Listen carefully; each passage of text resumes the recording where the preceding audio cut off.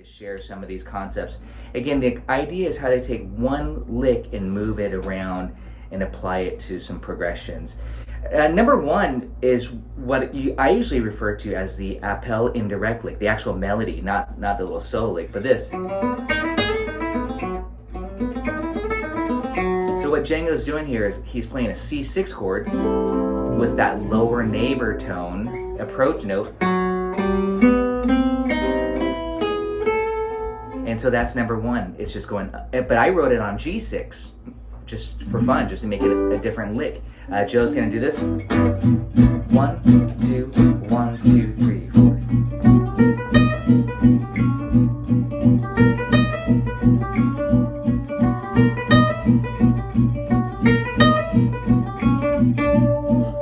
And now the progression might be, again, I can't give you anything but love in the key of G, and now the rhythm player, Joe, might be going, I can't give you anything but love, baby, but you still do 2,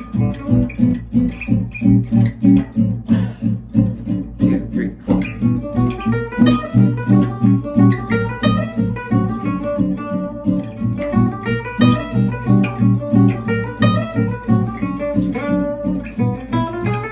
And now I'm going on for the rest of the, but again, you can take a lick and move it around, and actually you can go on through the song, of course.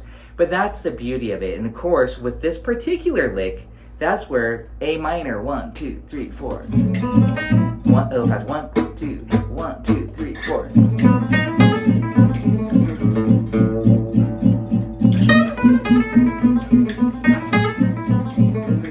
Again, it's kind of a technique thing, but the idea is that half-step approach note. A lot of fun. You can then make it chromatic.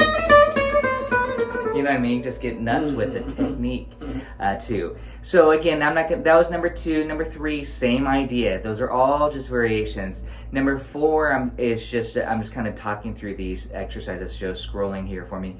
Number 4 is similar to, I hear Django did this quite a bit often.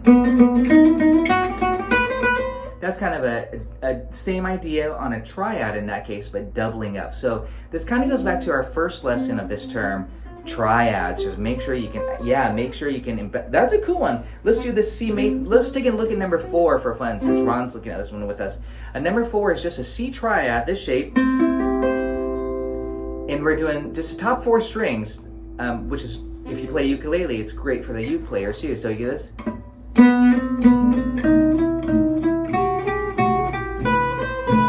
Yeah, 1 and 2, 3, 4.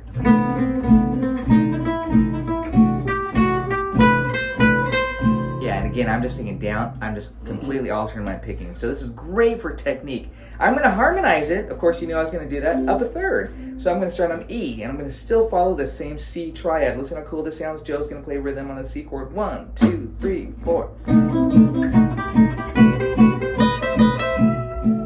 Oh, cool note. That's, if you didn't land on, oh, Ron chose cool note, I think. I know. 1, 2, 3, 4.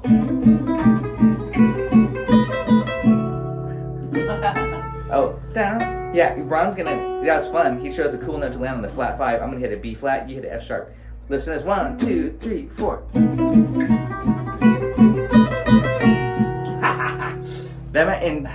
That would work on a C6 chord.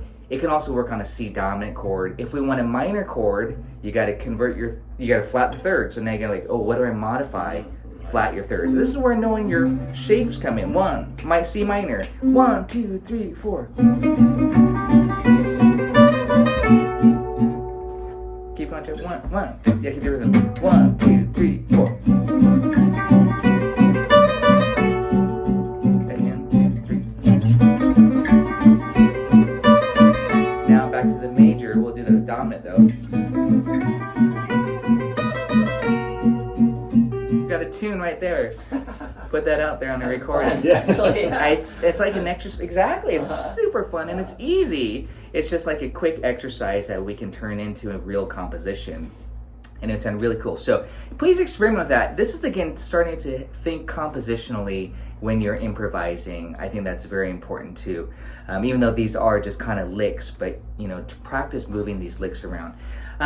Number 5 is right off the embellishment worksheet, so I'm not gonna, actually I do want to talk about number 5. That's not true as I look at it. Number 5 is very, very Django, and it's on a D minor, I want to say D minor to D minor 6 or G9, like this.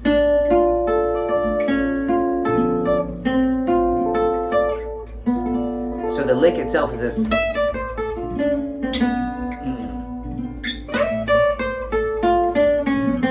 So if you're new to this lick, you're going to see it quite a bit in my etudes. Here's that D minor, but it starts on the 9. It's very pretty. And then on the next string, flat 7 to the 5. I'm analyzing here. So it's not a 6, but it's a flat 7. It's not this, but it says like a 2-5. And then the triad, that's a D minor triad. So if you went if you went forwards from there, you get this. It's a beautiful phrase, again, just D minor 9 is what it is. And then chromatic to that 6th degree. And this is all while the rhythm player is just hanging on D minor 6. 1, 2, 3, 4.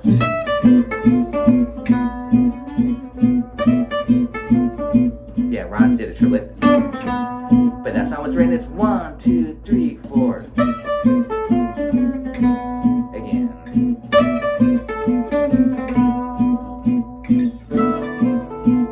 Yeah, beautiful. Yeah. That's a common phrase. You can slur it as a triplet or whatever. You could do a variation. 1, 2, 3, 4.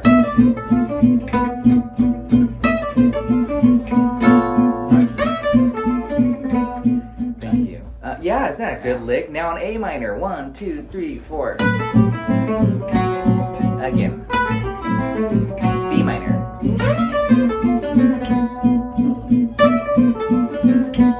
A minor. G minor.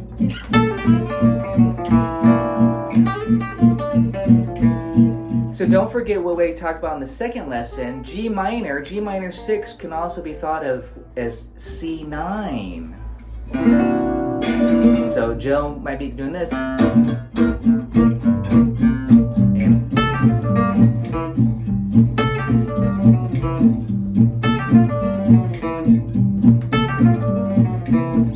Again, that's the idea, is this G minor against. So don't believe that what's written there when it says D minor, that it's only for a D minor chord. Use your theory knowledge and say, oh, that could be a G9, G7, you can apply it to that. There's other cool things we could do too later, but I'm just kind of giving you how the lick would often be heard of face value. What I'm saying is this, so number 4, here's a good preliminary exercise. Here's C major. I'm just using my middle finger only. C minor. C dim.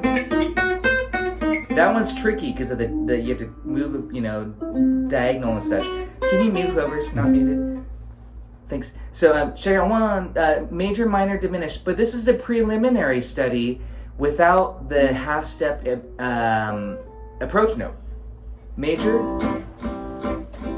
minor, and then diminish, just with the chord in the background so you can hear it. Just to approach, just diminish, minor, diminish, major. Now with the minor, diminish, major. Yeah, thank you, Joe. Joe's just minor and the diminish. Ready, Ron's gonna do what I did, and we're gonna harmonize, and you all do it with us, but a little bit slower. 1. We're gonna go through all 3 triads: major, minor, and diminished. We'll exclude augmented for now, but that would be cool too. 1, major, 2, 1, 2, 3, 4. let's take a break and then do that again. And leave some space. Yeah, good. Ron's working out. However, before I hear Ron do that, I want to make sure he could do this. And then minor. Diminish. So don't worry about the lower neighbor until you can really visualize these triads everywhere. And here's the other C. Here's C, and here's C. Those are the inversions. Minor, minor, minor. Okay. Yeah. I don't want to do diminished. So here we go. 1, 2, major. 1, 2, 3, 4. Let's hold that, and let's let it breathe. Yeah, thank you. Let's let it breathe. Good. 1, and then minor. 3, 4. And then we're gonna diminish it. 1, 2, 3, 4. And back to major. Beautiful. Isn't that nice? Now let's try it without stopping. Major, minor, diminish, major. 1, 2, 1, 2, 3, 4.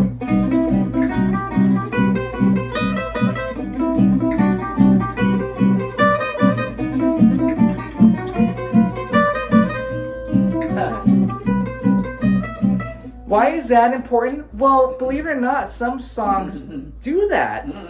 You took apart that one. I'm in the key of G here for all of me, where it goes major and minor. So we could do. Let's see.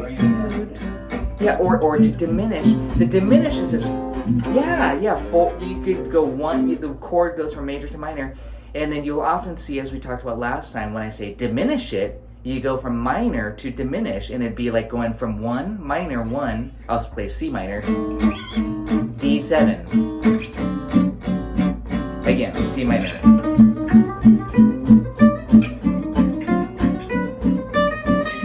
So what Joe's doing on rhythm guitar, he's doing C minor, D7, G7. This is like Bossa Dorado and swing.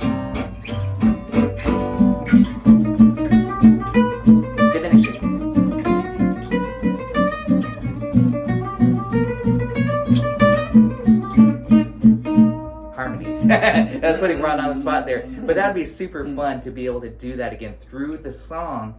That's the 8 bars of Bossa Dorado, Swing Jeton. If we did it in major key, it would be Girl from Ipanema, Exactly Like You, Take the A Train. So again, I'm tempted to do that, but time's ticking. Too much fun. Okay, so let's go on with some of these licks. But hopefully, again, you see the value of doing that. Number 6, we've already done that one. No need. That's that harmonic minor. Oh, number 7, I'm stealing these ones right out of the Django vocab. Again, we talked about on that first lesson, again, the half-step major triad above, like this.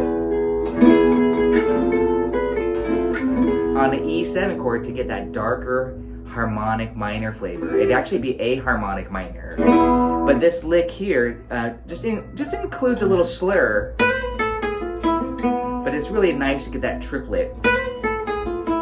So let's play number 7 as written. I'll harmonize it with Ron after we practice it slow with you guys too. 1, 2, 3, 4. Let it ring. 2, 3, 4. Again. Right. A little faster. Oh, all I'm doing is going up to the next E triad. I'll go to the lower E triad. So again, if you're harmonizing with us, which I'm hoping you're doing at home, if it's too easy for you, you would say, I'm going to do the other E, or go to a different string. It's going to sound great. 1, 2, 3, 4. 2, 3, 4.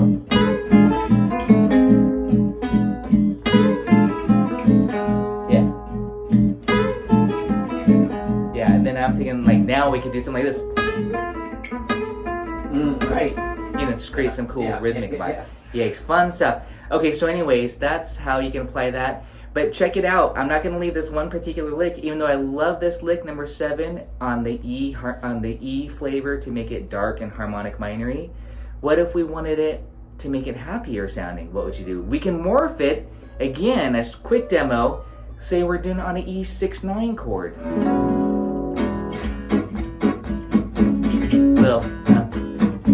Little bolero rhythm, true blanc bolero. 1, 2, 3, 4.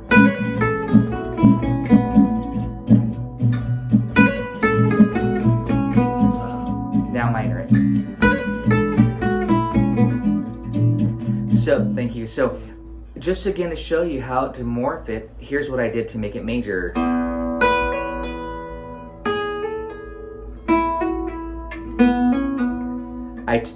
I instead of doing the flat 6, I did the major 6, and then 3 to 4, and then, that's not what's written, sorry. But this.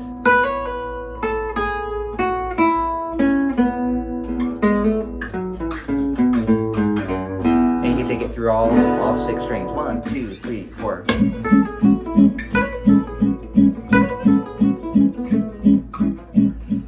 Okay, anyway, so that's the idea, is take your favorite lick, really explore it to death, and move it around, take it through the chord changes. It becomes a little game. And if you like that, that's a lot of what my etudes are about. You know, I just kind of play with these licks and ideas. Number 8, I'm just kind of walking, I'm going to kind of do a speed walk through these. Number 8 is really a beautiful one that I love to do on Sweet Georgia Brown. I have an etude kind of dedicated to this lick.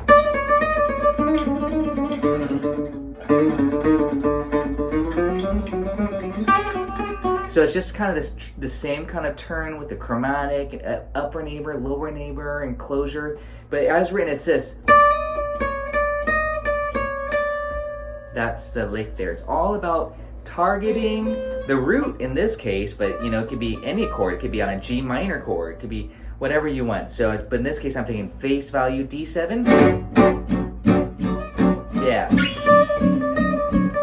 Yeah. The drama. Sweet.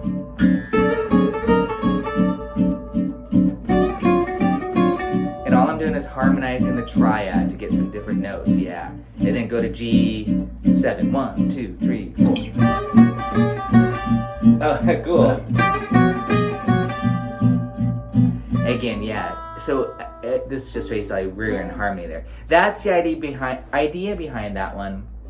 Let's keep going here. Number 9, right out of the Django solo. Ron, you probably know this one at Joe. I know Joe and I learned this solo together, I think at around 2002.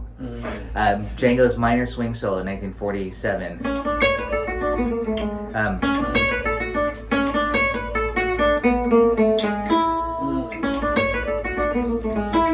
That's a lick that comes right out of Django's minor swing solo, except he places it on a different part of the beat. I just wrote it right on beat 1.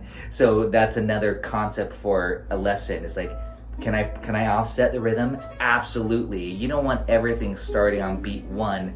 That could be very square sounding. So with number 9, we're gonna learn it like this. 2, 3, as written.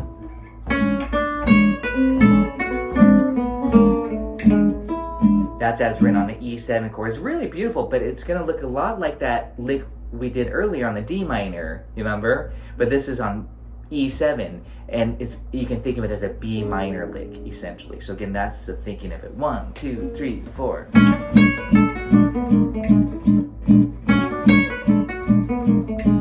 I'm putting it right on beat 1, but let's try putting it on beat 2. So it'd be like this: 1, 2, 3, 4, 1.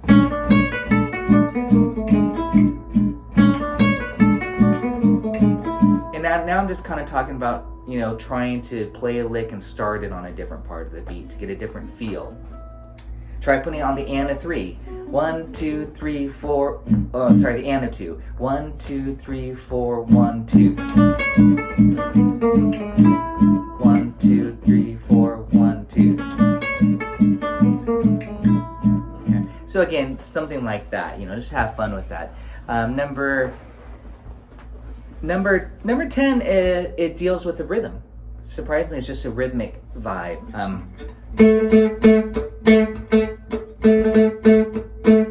So the idea behind it is just swing. Just make that rhythm swing. You know, you play a rhythm and have a feel. So the count for that is 1 and 2, 3, 4. 1 and 1 and 2, 3, rest. 1, 2, and again.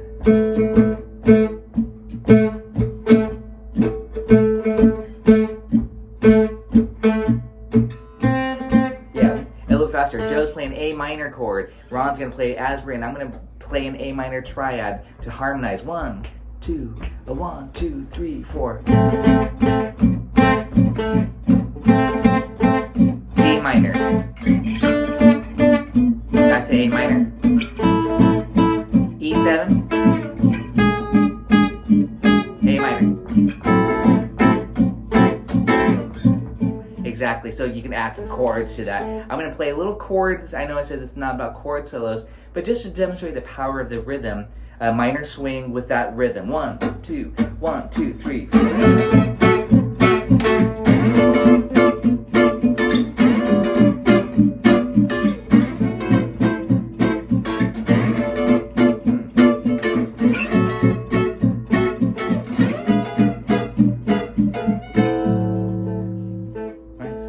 So again, that was just, again, thinking rhythm, but I was navigating through minor swing with some 6 chords and diminished. Number 12 is a really good one. I know you know this one, Ron. This one is Django's opening lick to his minor swing solo, the Rome session ones.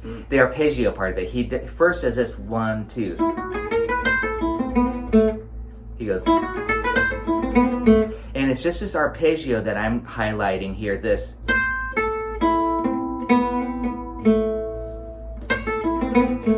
It's an A minor triad, this part of it, but he's doing this pretty, this what we talked about last week, the add 9, this. Very sweet to get that 9. So it doesn't have to be blazing by any means. Sometimes I like to take a shape like this one and just goof around with it while we have this.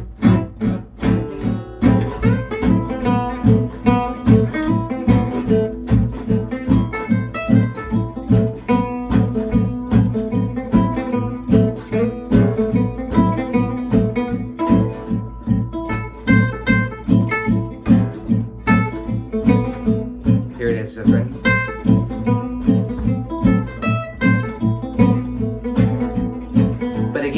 What do we do when it's after what's written, right? So you got to do something, so why not hang on some of those color notes and play with rhythm just to demonstrate that a little bit further. I'll play as written and just embellish a little bit more. 1, 2, 3, 4.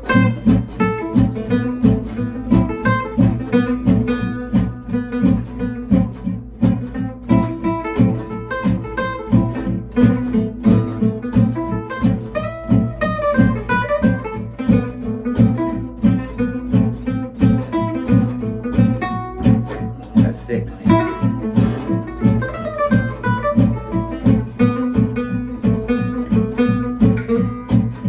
And really embrace that 9. Ron, try. I know you got this lick a little bit, but let's. Now Joe and I are going to do this walking bass line like this. Yeah, so I want to just, this, my point of demonstrating this is to show you that Ron's just thinking A minor, but we're doing this.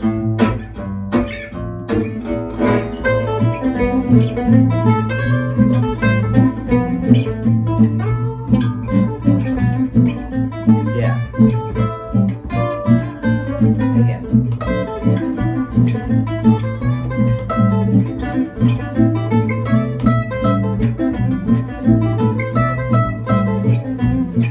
E minor, 1, 2, 3, 4. It's written there, number 13, by the way, if you're wondering, hey, how do you do that so fast? Get used to moving these licks around. That one's tricky because it's a bigger stretch. But here, nice. Again, this could be used on minor swing. You got a whole solo just from this one lick. Number 13, just to highlight the D minor flavor. or the D minor concept, the chords that I'm thinking, hey, I can also use this on G7.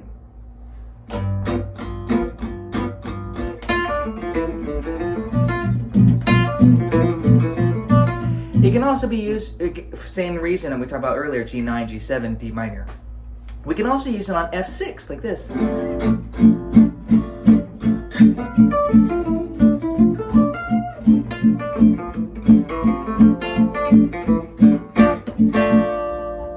F6 and D minor 7 are the same. So again, just these little theoretical tricks, the renaming, the substitutions, that's very important.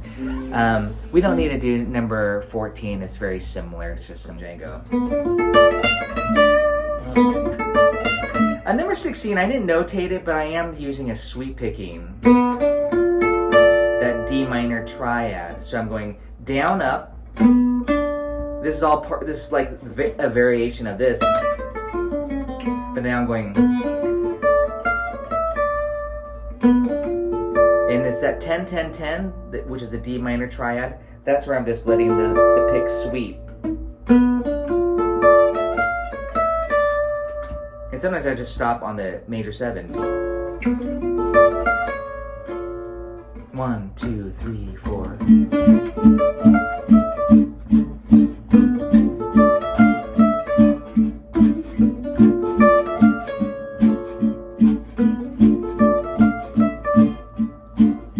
It's a pretty lick. It can also be used on G9. 1, 2, 3, 4.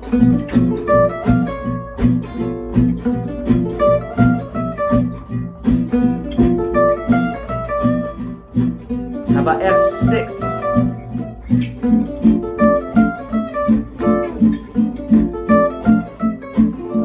Yeah, so many multiple uses for these licks. Number 17, we're in the speed round here. It's kind of a classic ending lick. Yes, you hear Django do it all the time. Usually you might hear it in a major key, minor key, but I put it in a major key here. So oftentimes you'll hear it like this. But I put it in major. So it's going a quick change. 1, 5, 1. 1, 5, 1. 1, 2, 3, 4.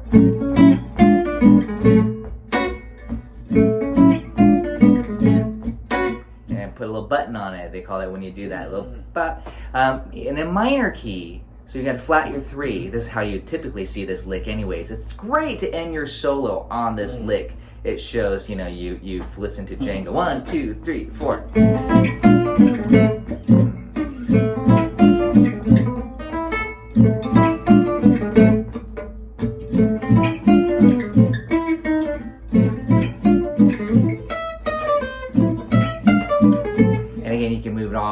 It's a quick, it adds a lot of harmonic rhythm when you're going 1, 5, 1, 5. And that's something else that maybe I'll talk about next week. You can do these exercises where you're going 1, 5, 1, 5, 1, 5, 1. Again, Django used that quite a bit. That's right.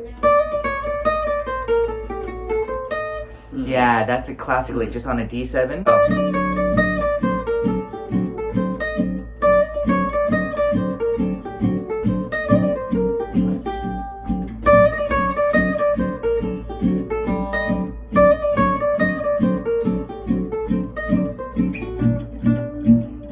Thank you. And that, yeah, Joe into G minor there. So that's coming out of a harmonic minor scale phrase. It's just a short phrase, but it's so sweet. Here it is on A7. 1, 2, 3, 4.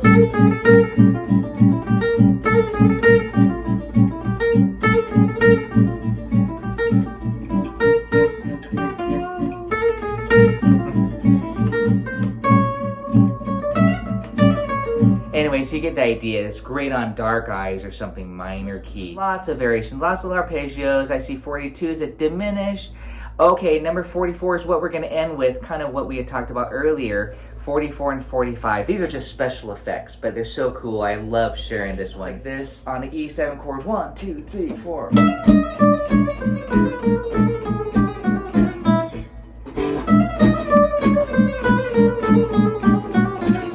It's Django. It's Les Paul style. It's a slur. It's called a slur. It's a special effect. It's adding chromaticism and the slur, hammer on and a pull off. Yes, Ron, we're gonna harmonize it in a second. But here it is. Here's how I like to teach it. Just hang with me for a couple minutes, everybody. I'm gonna do this. This is how I teach it first. Do this. Sorry, Ron, about the guitar. That's right. I'm gonna buy this from you. 1, 2, 3, 4. I say pulse on downstrokes. With the rhythm, it sounds like this. Just that alone. 1, 2, 3, 4. All downstrokes. 2, 3, 4.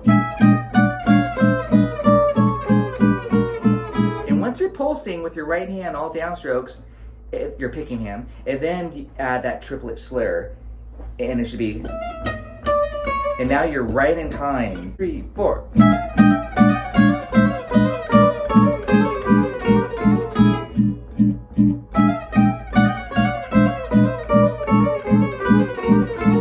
Faster. 1, 2, 1, 2, 3, 4.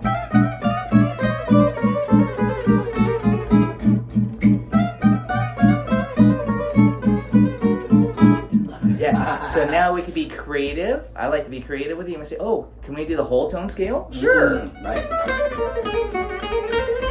Here you go. Yeah. And I'm starting. And I'm gonna start here. 1, 2, 3, 4. You get the idea again. You can take this lick and move it through an actual scale, not just chromaticism. To end it on 45 really quickly here, it's a very similar idea, going back to almost where we started with quick lick number 42, using open strings as a pedal tone device. This one is taking that 3-note grouping, it's taking chromaticism, but in this case we're staying all on one string. So it sounds like this, and it's in my Sweet Georgia Brown Etude as well.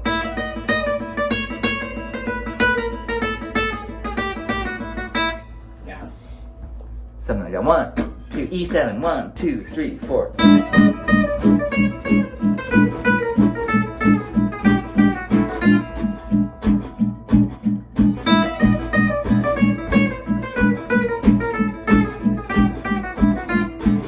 A7. Same lick. D7. Or whatever, I don't know. But yeah, D7 there. We're playing Sweet George Brown. But you get the idea. It's just a special effect. You might say, oh, can I do this? Can you reverse the note like this? Instead of this? Absolutely. It's a fun little lick. You could put minor thirds. So on this one, Sweet George Brown. 1, 2, 3, 4. 2, 3, 4. Something like that. Anyways, you guys get the idea with how I like to apply licks, just hopefully from that demonstration. This worksheet, you'll have a lot of fun. Hopefully you're jamming with us tonight. Next week, I'm probably going to continue on with just a few more of my select favorite licks, and I'm also going to share probably like 2 Django solos. But we're not obviously going to learn the whole Django solo in the lesson, but I'm just going to highlight certain aspects of it. But we're going to look at Django. Y'all sweating? Thanks so much, everybody. Pete, everybody. Yeah, thanks, Tracy. Have a good week. See you guys. Yeah. Thanks, Ron. That was fun. Good. Yeah.